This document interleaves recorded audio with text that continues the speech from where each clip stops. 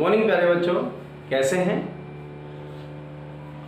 Online पढ़ाई के क्रम में हम मानव के शरीर के प्रमुख महत्वपूर्ण तथ्यों के बारे में पढ़ रहे थे और एक बार आगे बढ़ने से पहले दोबारा आपका आदित्य कैरियर इंस्टीट्यूट में स्वागत है। पढ़ाई को जारी रखें, सुरक्षित रहें। तो हम बात कर रहे हैं कि मानव के शरीर के जो महत्वपूर्ण तथ्य हैं, ये वो तथ्य हैं जो एक बायोलॉजी स्टूडेंट को मालूम होने चाहिए। और मैं आपको विश्वास दिलाता हूँ कि ये वो चीज़ें हैं जो हायर क्लासेस में जाने के बाद भी बच्चों को नहीं पता होता है, क्योंकि सिर्फ और सिर्फ सिलेबस के अकॉर्डिंग उसको पढ़ा दिया जाता है। बेसिक चीज़ें बच्चों को नहीं पता होता है। तो उसी क्रम में अपन इन बेसिक चीज़ों को भी पढ़ रहे हैं जो आपको आगे भी बहुत काम आने वाले हैं। हमने इससे पहले पढ़ा कि शरीर का सबसे व्यस्त अंग कौन सा है, हृदय होता है। शरीर की सबसे पतली त्वचा कहाँ होती है, नेत्र की कंजक्टिवा में होती है। इसके अलावा हमने और भी बहुत सारी चीज़ें पढ़ी कि मनुष्य में आरबीसी कितनी होती है, पुरुष में कितनी होती है, महिला में कितनी होती है। इसी तरह से हमने देखा कि रुधिर कितना पाया जाता है। तो इसी क्रम में हम आज और कुछ ऐसी चीज़ों के बारे में पढ़ेंगे। चूँकि रक्त में हम पढ़ रहे थे कि मनुष्य में जो रक्त है वो कितना पाया जाता है, 5 से 6 लीटर। अब उसमें आरबीसी जो होती है, आरबीसी का जीवन काल कितना होता है, वेरी गुड, 120 दिन। कितना होता है, 120 दिन। आरबीसी का जीवन काल 120 दिन होता है, ठीक है। इसी प्रकार से जो डब्ल्यूबीसी है उसका जीवन काल, डब्ल्यूबीसी का जीवन काल जो होता है वो कुछ घंटों से लेकर कुछ सप्ताह तक होता है। क्योंकि हमने पढ़ा कि जो डब्ल्यूबीसी है वो जो कई प्रकार की होती है। आपने सुना होगा कि जब हम ब्लड की जांच कराने जाते हैं तो उसमें जांच लिखी होती है सीबीसी। तो सीबीसी का मतलब क्या होता है, कंप्लीट ब्लड काउंट, यानी कंप्लीट का मतलब उसमें आरबीसी की संख्या भी आएगी, उसमें प्लेटलेट्स की संख्या भी आएगी, उसमें डब्ल्यूबीसी की संख्या भी आएगी। लेकिन इसी तरह से टीएलसी एक जांच होती है जिसमें total leukocyte count, leukocyte WBC को ही बोलते हैं, यानी टोटल डब्ल्यूबीसी कितनी है, जो अपन ने बात की थी 5000 से 10,000 या 11,000 प्रति घन मिलीमीटर, वो टीएलसी होती है। इसी प्रकार एक डीएलसी और होती है, डिफरेंशियल ल्यूकोसाइट काउंट। उसका मतलब होता है कि अलग अलग प्रकार की डब्ल्यूबीसी के जब हम प्रकार पढ़ते हैं तो हम देखते हैं डब्ल्यूबीसी मुख्य रूप से 2 प्रकार की होती है, एक कणिका युक्त और एक कणिका रहित। उसमें भी कुछ प्रकार होते हैं जिसमें eosinophil, basophil, neutrophils, monocytes, lymphocytes. तो इनका पर्टिकुलर परसेंटेज कितना कितना होता है वो जांच कहलाती है डीएलसी, ठीक है। तो वो हम आगे जो 12th क्लास में अपना एक लेसन आता है, 42वां लेसन, उसमें ये सारी जांचें हम विस्तार से पढ़ते हैं। तो फिलहाल हम बात करें कि डब्ल्यूबीसी का जो जीवन काल है कुछ घंटों से लेकर कुछ सप्ताह तक पाया जाता है। इसमें हमने देखा कि जो मनुष्य है उसमें सर्वदाता रक्त समूह कौन सा होता है, दाता O होता है और सर्वग्राही AB होता है, ठीक है। मनुष्य में नाड़ी दर कितनी होती है, हृदय दर कितनी होती है, हमने देखा। अब इसी क्रम में हम बात कर रहे हैं कि वास्तव में हमारे शरीर में अलग अलग माध्यम जो पाया जाता है उसका पीएच भी अलग अलग होता है। जैसे आपसे पूछा जाए कि आमाशयी रस, आमाशयी रस, जो आमाशय में रस होता है या जिसको गैस्ट्रिक जूस भी बोलते हैं, ये कई बार कंपटीशन में पूछा गया है कि इसका पीएच कितना होता है।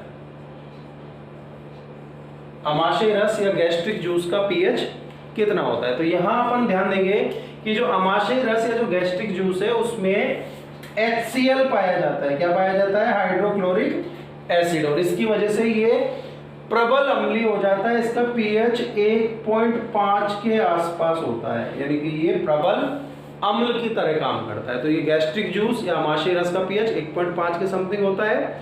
मूत्र का पीएच कितना होता है, मूत्र यानी यूरिन का जो पीएच है वो होता है 6 के आसपास। मूत्र यानी यूरिन का पीएच कितना होता है, 6 के आसपास होता है। इसके अलावा जो रक्त है, हमारा जो ब्लड है, ब्लड का पीएच कितना होता है, तो आरबीसी का जीवन काल कितना होता है, 120 दिन, डब्ल्यूबीसी का कुछ घंटों से कुछ सप्ताह तक। और इसमें हम आगे देख रहे हैं कि जो मूत्र का पीएच है वो होता है 7 मूत्र का तो हो चुका है 6, रक्त का पीएच 7.35, ये रक्त का पीएच होता है। मालूम होना चाहिए कि जो हमारा रक्त है वो हल्का क्षारीय होता है। रक्त कैसा होता है, हल्का क्षारीय होता है, तो ये भी हमको पता होना चाहिए। और जो अग्नाशयी रस है यानी पैंक्रियाटिक जूस, अग्नाशयी रस, पैंक्रियाटिक जूस, इसका पीएच जो है वो 8.5 के समथिंग होता है। यानी हम कह सकते हैं कि अग्नाशयी रस जो है उसका पीएच कितना होता है, क्षारीय होता है। अब देखें कि अमाशय तक कैसा है, अम्लीय है। अब अम्लीय भोजन क्यों है, क्योंकि वहां पर जो एंजाइम है वो अम्लीय माध्यम प्रदान करते हैं ताकि भोजन का पाचन हो सके।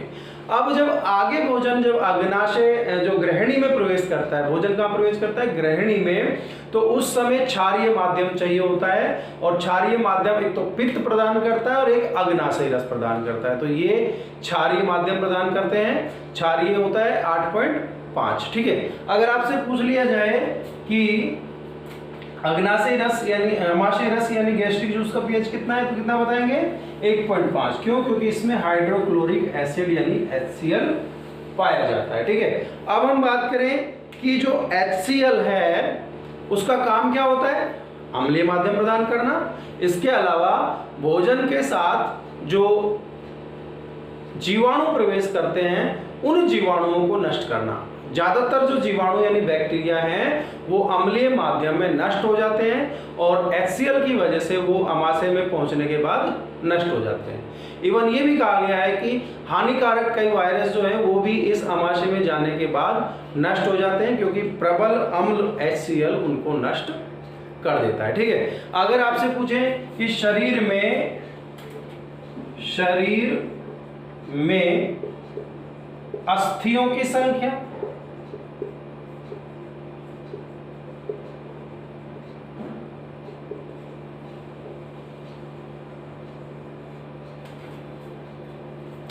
तो यहां पर ध्यान देंगे कि वास्तव में अस्थियों की संख्या अलग अलग समय पर अलग अलग बताई गई है। कैसे कि जब भ्रूण अवस्था होती है, यानी कि भ्रूण अवस्था में जब अस्थियों का निर्माण शुरू हो जाता है, यानी भ्रूण अवस्था में जब फीटस अवस्था में प्रवेश करता है भ्रूण, तो उस समय जब उसके अंदर अस्थियां बनना शुरू हो जाती है, तो अस्थियां जो हैं यानी फीटस के अंदर, वैसे मैं आपको क्लियर कर दूं कि भ्रूण और फीटस में अंतर होता है, क्योंकि फीटस कहलाता है तीसरे महीने से, तो उसके बाद जब उसमें अस्थियां बनने लग जाती है तो अस्थियों की संख्या रहती है कितनी,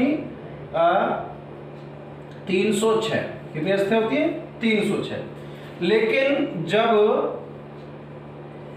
शिशु जन्म के समय, शिशु का जब जन्म होता है तो उसके समय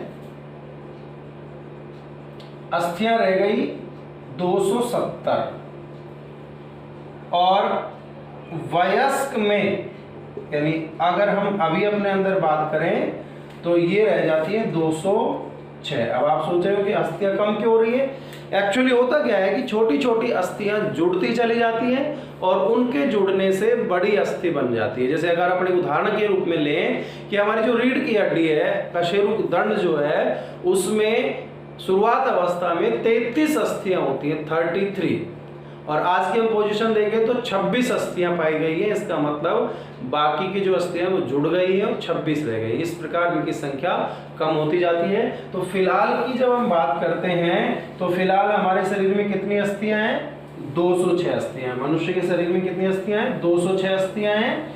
अग्नाशयी रस का पीएच कितना होता है, 8.5, और रक्त का पीएच कितना होता है, 7.35। 0.35। ठीक है, आपसे पूछा जाए कि शरीर में पेशियों की संख्या कितनी होती है, तो हमारे शरीर में पेशियों की संख्या जो होती है वो होती है 639। कितनी पेशियां शरीर में? 639 पेशियां कितनी है?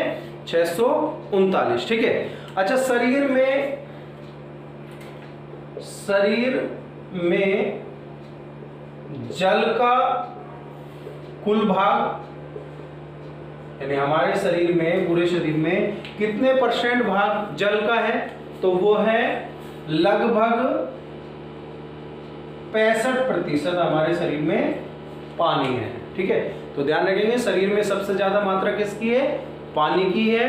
तो ये कुछ महत्वपूर्ण तथ्य हैं, इसके अलावा भी बहुत सारे तथ्य हो जाते हैं। जैसे आपसे पूछे कि रक्त कहाँ बनता है शरीर में, तो शरीर में रक्त का निर्माण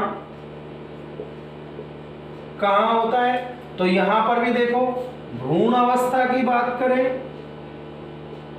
भ्रूण अवस्था में चूंकि जब अस्थियां नहीं बनी होती है उस समय कहां बनता है? यकृत व प्लीहा में, स्प्लीन में। तो भ्रूण अवस्था में रुधिर कहां बनता है? यकृत व प्लीहा में बनता है, ध्यान रखेंगे। लेकिन जब जन्म के बाद, यानी अब तक हम बात करें तो हम कह सकते हैं कि वयस्क में, यानी जब अस्थियां बन जाती है तो उसमें कहां बनता है? अस्थि मज्जा में, यानी कि बोन मैरो में। ठीक है, उससे पहले कहां बनता है? लीवर में और स्प्लीन में। रुधिर कहां बनता है हमारा? फिलहाल कहां बन रहा है? अस्थि मज्जा में बन रहा है। ठीक है, तो देखेंगे कि पेशियों की संख्या कितनी है? 639 है। शरीर में जल का कुल भाग 65% है। रक्त कहां बनता है? भ्रूण अवस्था में तो लीवर और स्प्लीन में बनता है, और वयस्क अवस्था में, यानी कि अब जब अस्थियां बन जाती है उसके बाद से और अब तक कहां बन रहा है? अस्थि मज्जा में, यानी बोन मैरो में बन रहा है।